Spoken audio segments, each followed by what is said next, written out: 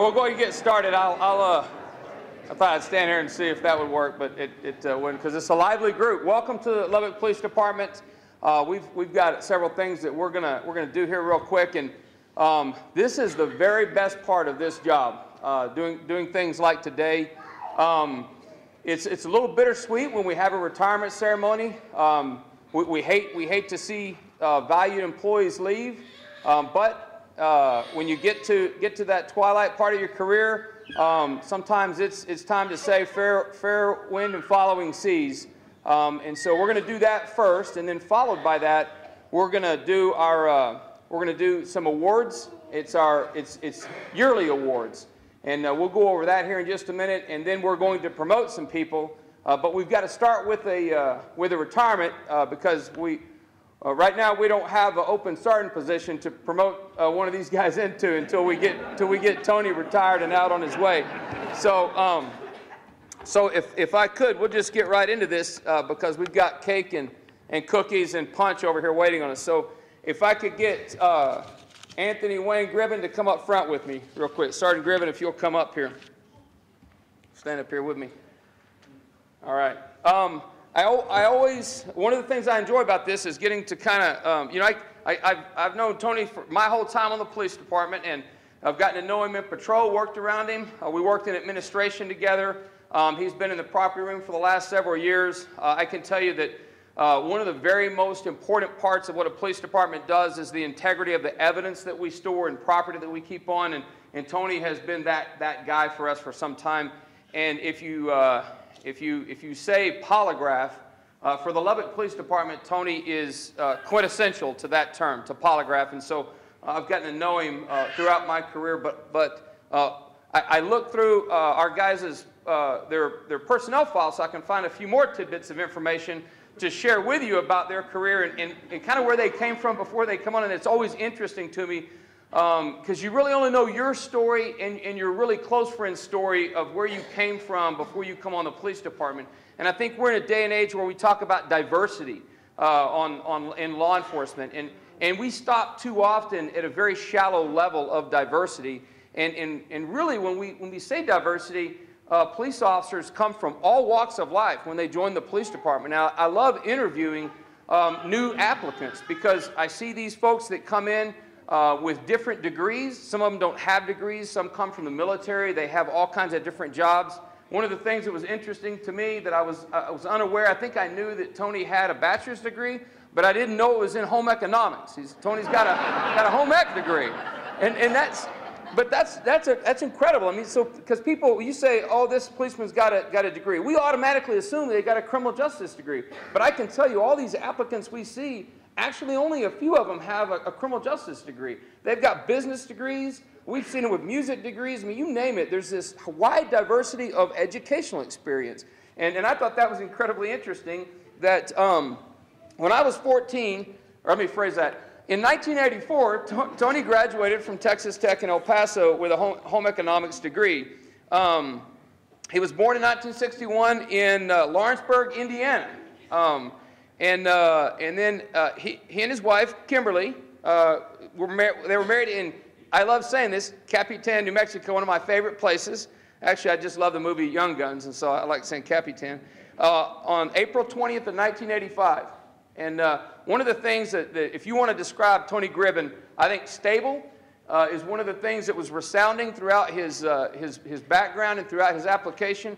That's a pretty stable thing. 31 years with the Lubbock Police Department. I'll have to add that up in my head. How long have y'all been married now? 30. Yeah. You better come up quicker than that, man. Almost 33. There you go. And so, man, that's incredible. You don't see that enough in today's society. That's a big deal. And then one of the things I always like to point out, because things change across time. And Tony was an assistant manager at Jones Blair, and I don't know what kind of store that was. Paint and wallpaper. Paint and wallpaper. Tony was an assistant manager at a store that sold paint and wallpaper, making $5.65 an hour before he came on the police department. And he also was a bartender at a nightclub, but I don't want to go into that very much. I don't want to talk too much about that. He joined the police department on February 2nd in 1987 and got a huge raise, it looked like, up to $8.89 an hour. So those of you that are brand new, some of you are pretty new on the police department, and in 1987, I'm gonna take a stretch and say that you were glad to make $8.89 an hour. It's a lot of money. I was sitting pretty. There you go. And for those of you like me, and where's Lieutenant McClure? He'll agree. Math isn't my strong suit, so I used a calculator to come up with that's $18,491 a year. It's a little different than it is today. I'm the 7th police chief that Tony's worked for. Chief Tom Nichols hired him. He's worked for Chief Bridgers, Chief Walker, Chief Jones, Chief Holton, and Chief Ellis. Tony's first assignment after graduating the academy, September 1st of 1987, he was assigned to midnights with Wednesdays and Tuesdays off. Most people in the department now have pretty good days off. We don't have anybody off just on Wednesdays and Tuesdays. But that was Tony's first assignment, working for Captain Bridgers, who later was a chief, Lieutenant Ward, and Sergeant Linda Hewing. And Tony spent much of his patrol career on midnights, promoted to corporal on October 19th of 1991, and was assigned working still on midnights for Captain Foster, Lieutenant Cross, and Sergeant Terry Knotts.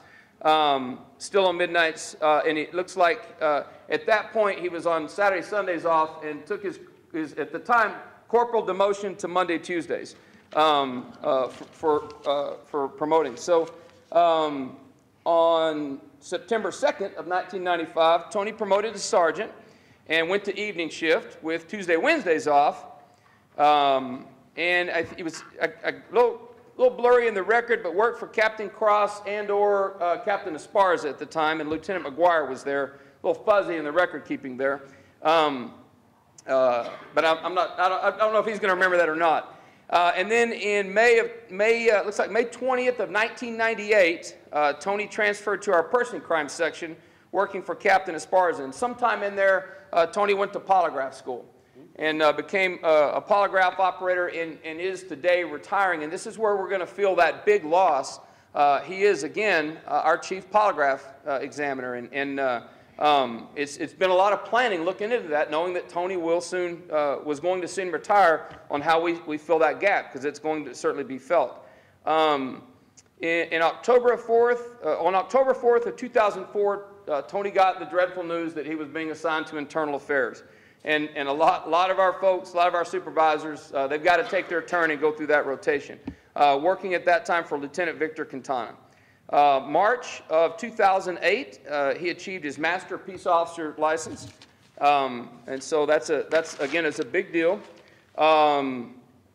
We typically try, once you come out of internal affairs, to get you to land on your feet to somewhere you want to go, and I don't know if he chose, I can't remember, but June of 2009, Tony transferred to our juvenile section, working for Captain Slack and Lieutenant Lane McClanahan. And then September 22nd of 2012, he transferred to the property room, where he currently serves for us, and working for Captain Caspel at the time, Captain Caspel.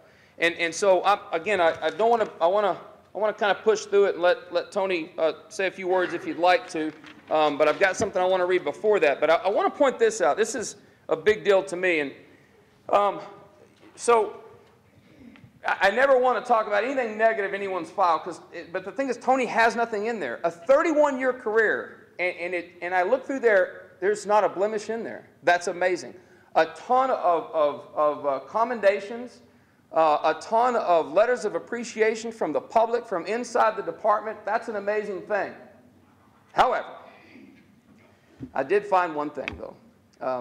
Apparently, and he's forgotten this, but fortunately, in 1992, Tony was verbally reprimanded, and it was issued to him in writing. I thought that was odd. I thought, wait a minute now, that doesn't really ring a bell. So I pulled that out of there and tossed it, and so that's not in Tony's file. So he has an unblemished record of 31 years, because I felt like that surely Captain Foster meant it just to be verbal, because it says verbal in there, and so I think they just told him to be more careful. Is what I think the intent of that was. So I think that's an amazing thing that someone goes through 31 years of law enforcement, especially coming into the 21st century and unblemished. And I think that's a big deal.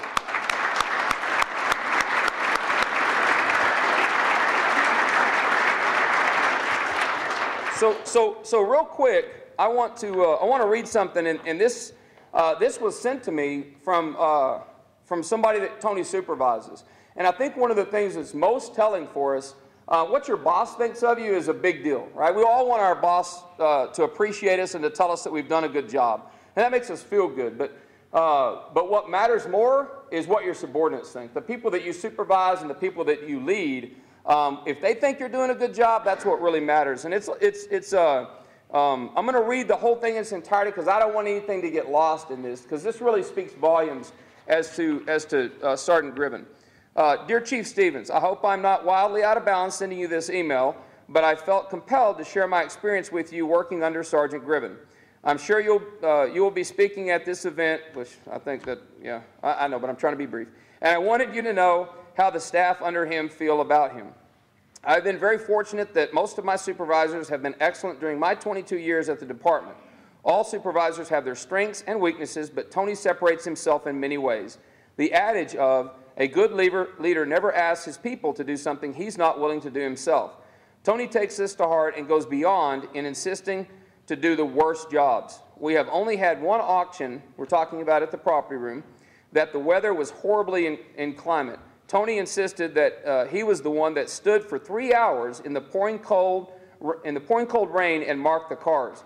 Tony endured that day for the comfort of his people and set a great example of kindness and leadership. Sergeant Gribben has a unique ability to bring his staff together by doing the grunt work for them. Every morning he books in property alongside his employees, creating a time to talk and work together for a common goal. This is a rarity in many supervisors and sets a great example of work ethic and teamwork. When hired, he often stressed that family comes first. After working with him any period of time, he cares for you like family and is a seasoned professional at being friend and supervisor, which is not an easy task to master. He encourages and believes in his people, making them want to be hard workers. A few summers ago, Tony expectantly lost his mother, and both of his daughters had large weddings within 2 months of each other. He was under an extreme amount of personal stress, but never failed to be upbeat and kind to his staff, again putting his needs aside for the group. Sergeant Anthony Gribben is a good, caring man and will be greatly missed by the property room staff. He is truly a credit to the supervisors at the police department, and I am thankful for having worked for him the last 4 years.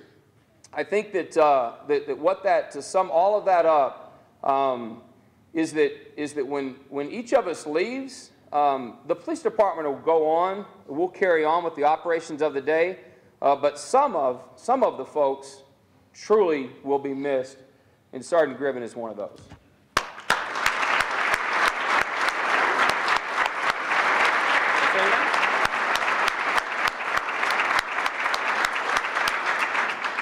Thanks very much. Regarding the no letters in my file, I was in Internal Affairs and I had access to that file, so. Unfettered access to the G file is a big thing. But thank you all very much. I owe everything to the people who I worked with and worked for, and they've just been a tremendous inspiration for me, and I couldn't have done it without my family. Thank you all.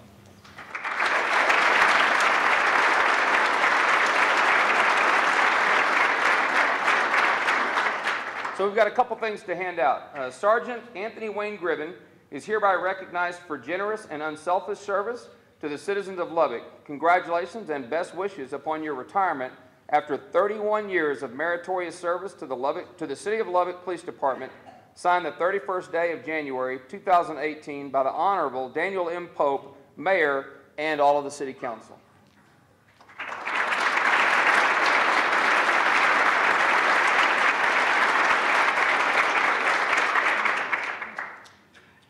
So that you don't lose a minute during retirement, the City awards you this prop. There's that. Yeah, it's right there. And then we recognize that Tony has for 31 years walked in and out of this building and out front of this building, even before before the front desk moved over here. The flagpoles were on the other side. Now they're over here. But for 31 years, Tony has walked in and out of this building under the flag of the United States and the state of Texas as it's flown proudly over this building, sometimes sadly at half-staff. Nonetheless, this flag, we've always flown a flag every day, 365 days a year for 31 years during Tony's dedicated service. And so in honor of his retirement, we fly a flag for him to take with him so that he has some memento of his service. And so we present with a certificate a flag that we put up on the flagpoles of the Lubbock Police Department. The flag of the state of Texas, presented to Sergeant Anthony Wayne Gribben. This is to certify that the accompanying flag was flown over the Lubbock, Texas Police Department on January 17, 2018 in honor of your retirement and 31 years of dedicated service to the citizens of Lubbock, signed by the Chief of the Lubbock Police Department.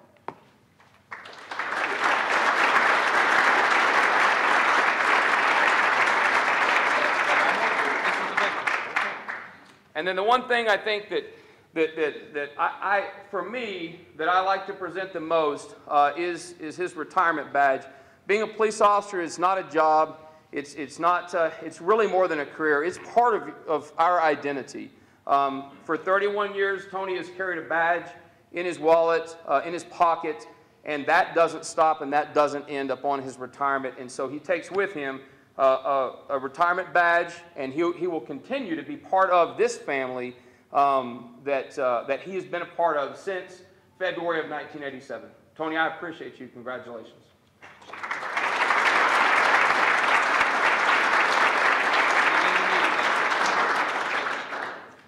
We need somebody to help him carry that stuff back, especially the clock. Okay, so with that, we're gonna move on to some awards that we have. I'll get Casey to come up with us.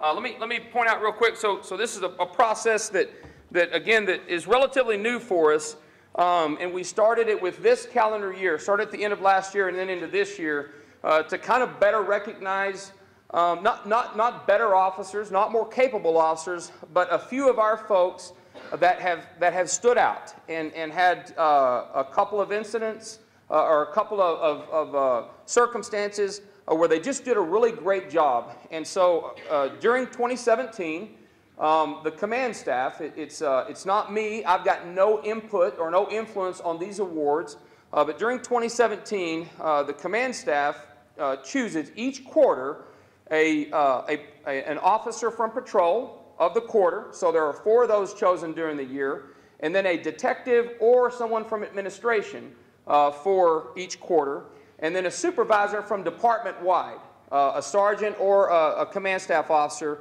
for each quarter, and then a civilian employee. And I think that's one of the things that it's the unsung heroes.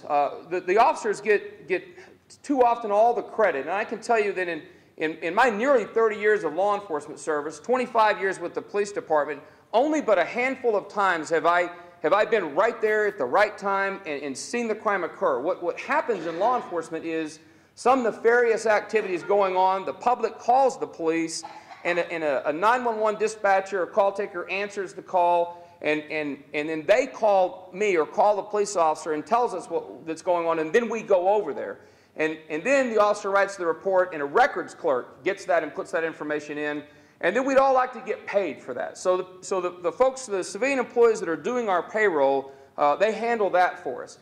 There are almost 150 civilian employees that make sure that the sworn officers, that this whole operation gets done. And so the command staff chooses a civilian employee of the quarter, of each quarter for 2017. So there's 4 of those. So the awards we're about to give out of that pool of 4 of each of these categories are the yearly awards. So we're going to first recognize our, I think we're the sergeant, the supervisor of the year, chosen from those 4.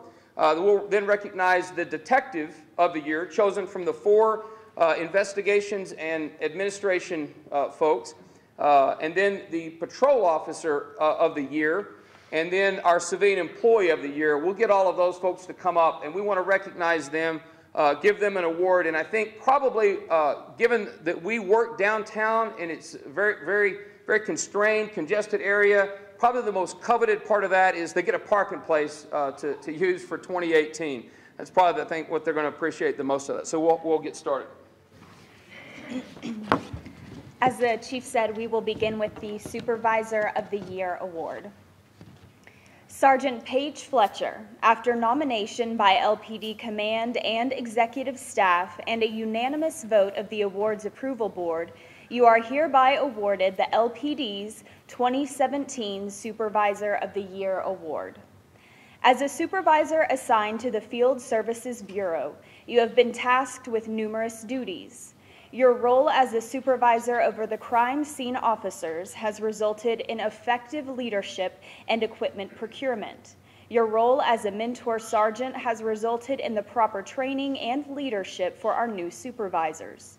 Your role as a sergeant on the LPD's Mounted Patrol Unit has resulted in positive interactions with the community, bettering community policing efforts, and establishing legitimacy with the public we serve. Your role in volunteering your time being a role model for the Talkington School for Women has resulted in quality examples for our young women leaders of tomorrow and further the LPD's mission, visions, and values. Thank you for your year-long leadership, Supervisor of the Year for 2017.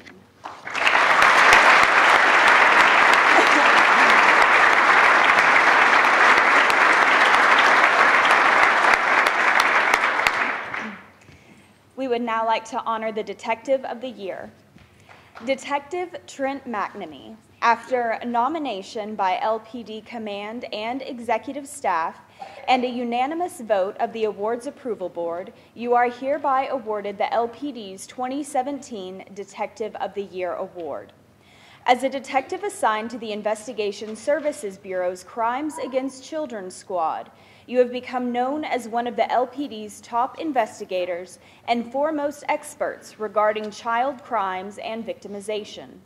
Your year-long efforts investigating crimes where children are victims, notably in abusive situations, has led to successful prosecutions and incarcerations of numerous perpetrators of child crimes.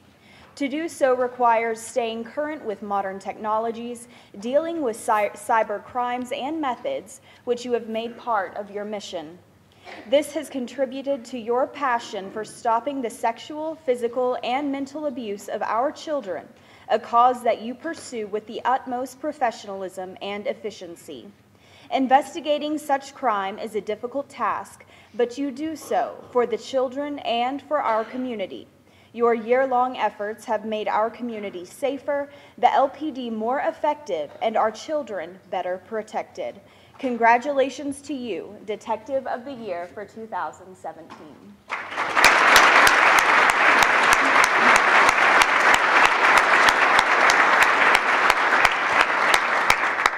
We will now recognize the Officer of the Year.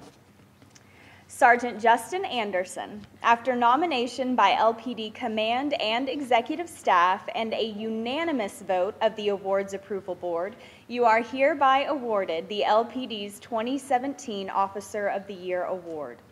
As a detective for most of 2017, specializing in special operations and street-level crimes, you were known as a hard worker with a second-to-none work ethic. You aggressively pursued drug dealers as well as actively led investigations into their supply lines and suppliers. You helped arrest numerous persons with cartel connections and recovered large amounts of drug proceeds and contraband. And you did so upholding the utmost work ethic.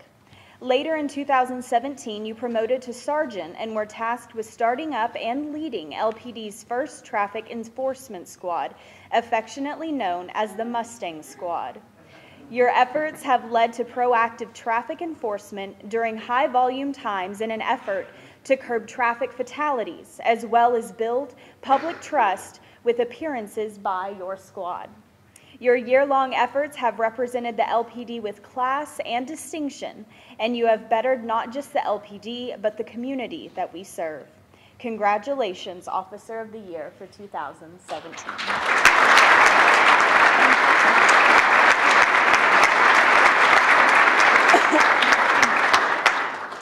We would now like to honor the Civilian of the Year. Lead Administrative Assistant Ms. Lupita Castilleja, after nomination by LPD Command and Executive Staff and a unanimous vote of the Awards Approval Board, you are hereby awarded LPD's 2017 Civilian of the Year Award. As a lead administrative assistant assigned to the Field Services Bureau, your work this year has been credited with the overall success of the Bureau.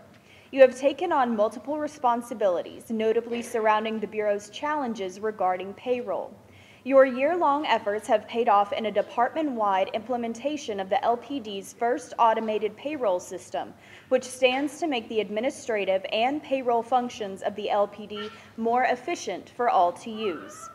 You built this system from the ground up, working for months to ensure its proper working internally and with other city systems.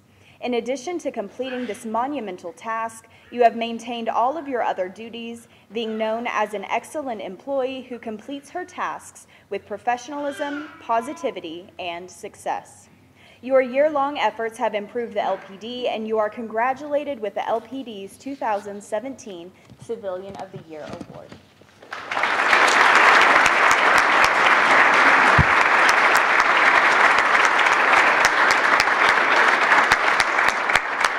Again, I just want to say we've got over 400 sworn law enforcement officers in the department and almost 150 civilian employees. None of us can do this by ourselves. To serve a city of 250,000 people in over 134 square miles, it's a team effort.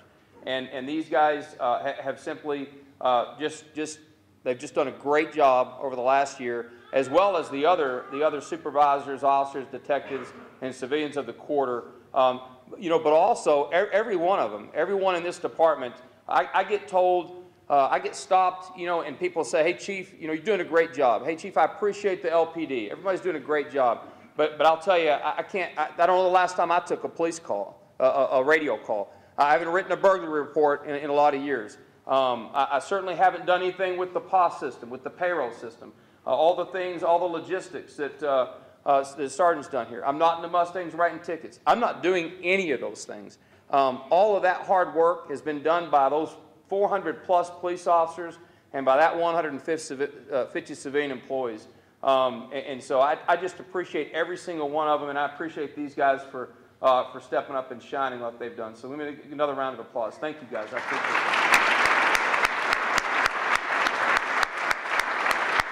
All right, so we're gonna go through the last phase of this. We're gonna do some promotions. Our promotion system is arduous, to say the least. We're a civil service agency, and the fact is, I don't get to pick and choose who I promote. I don't promote my friends. It's not a brother-in-law system. The promotions here are earned, and the families of these folks that are about to come up, they'll tell you that for sure themselves, because it's not a process that you can just step into and start studying a week out. There's a lot of sacrifice that goes into it. Tony will tell you that. We've got some retired folks that have been through the process that are here with us.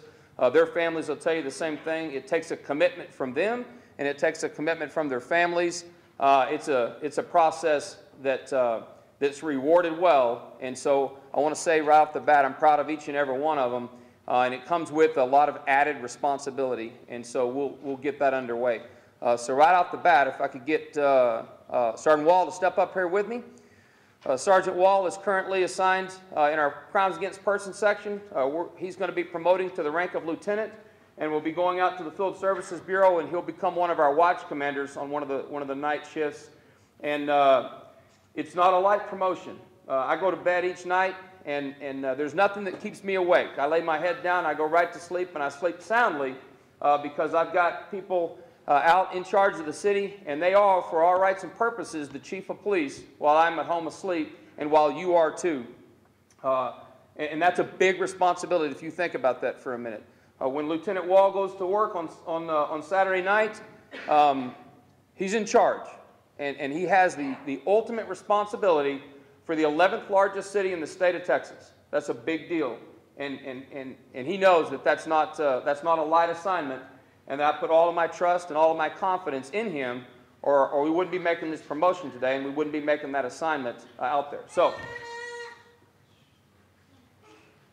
Lieutenant Wall, congratulations.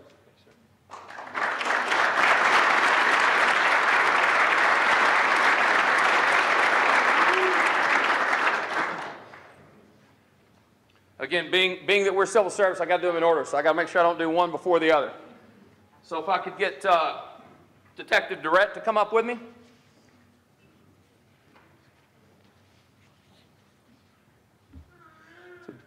Currently, Detective Durrett works on our SWAT team in our Special Operations section, and he'll be promoted to the rank of sergeant, and he'll go out this Saturday into our Field Services Bureau, and he'll be taking over one of our patrol squads. Again, a huge assignment, and he understands that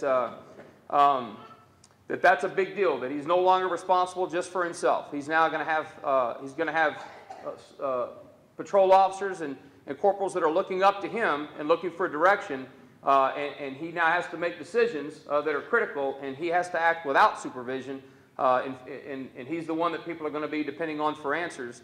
And again, there's a lot of weight that he carries with that. And I've known him for quite some time, and I'm proud of the work that he's done in an officer and an individual capacity, and I look forward to the work that he's going to do as a supervisor. So, Sergeant Durrett, congratulations.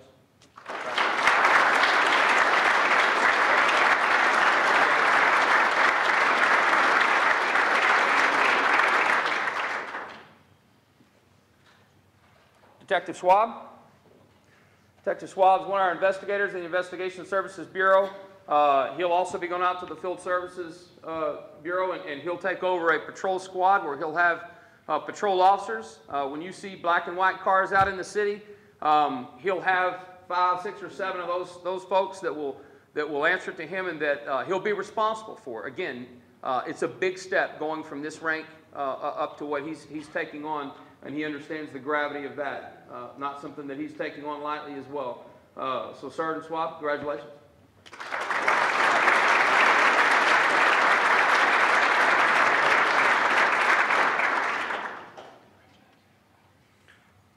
If I could get Officer Pinion to come up with me.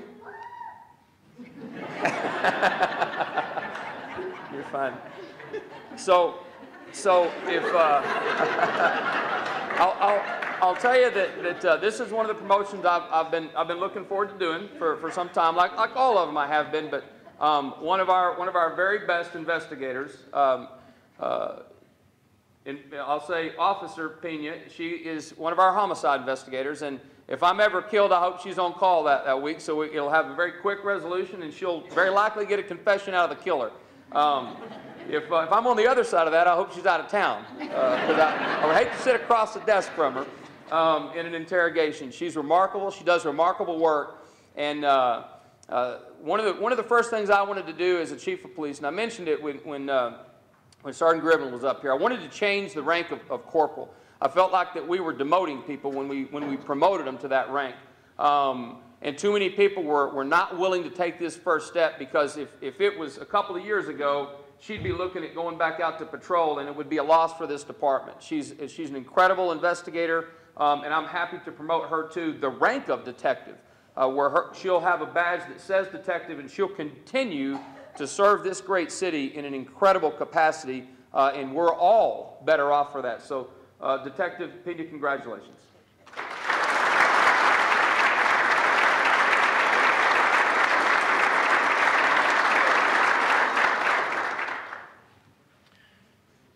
And speaking of the Mustang Squad, or the Pony Squad, or the many terms that it's been called, if I could get Officer Rogers to come up with me. If you've either seen the Mustangs out on the highway or been sitting on the highway in front of one of them, it may have been Officer Rogers. He's been on our traffic squad for some time and has really made that unit work. He's been one of the key roles in that.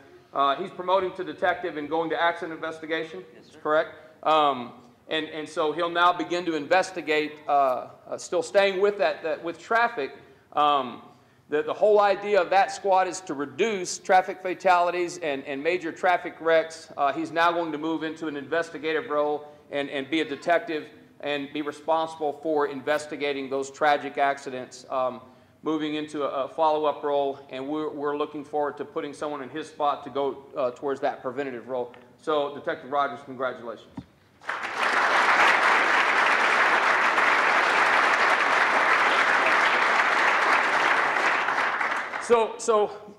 Again, as I said before, it's a daunting task. These guys have had a lot of personal sacrifice to achieve this, and they've had, their families have sacrificed in order to get in, to stand up here today. And so it only behooves us to recognize that, and the way we do that is for them to have a family member, a spouse, or other family member who's shared in that sacrifice to come up and pin their new badges on for them.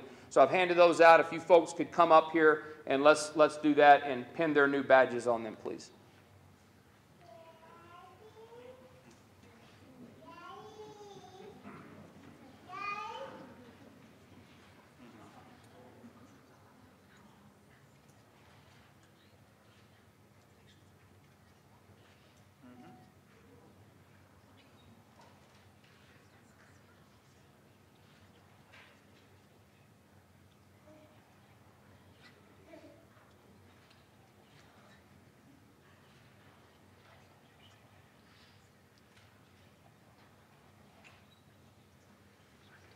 Oh, don't go to work. What do y'all think? Let's give a big round of applause for new leadership and new detectives. The Lubbock, Texas Police Department.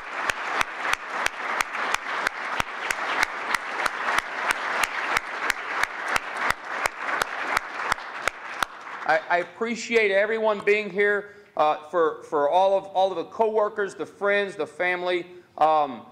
Everything we do, we do with that support network. I can't say enough how much I appreciate you being here to share this with each other, with these folks, with the award recipients, with Sergeant Gribben. We're going to miss you. You'll leave a void here. I appreciate all 31 years of those service. I appreciate your friendship. And so we're wrapped up here. Let's have some cake. Thank you again.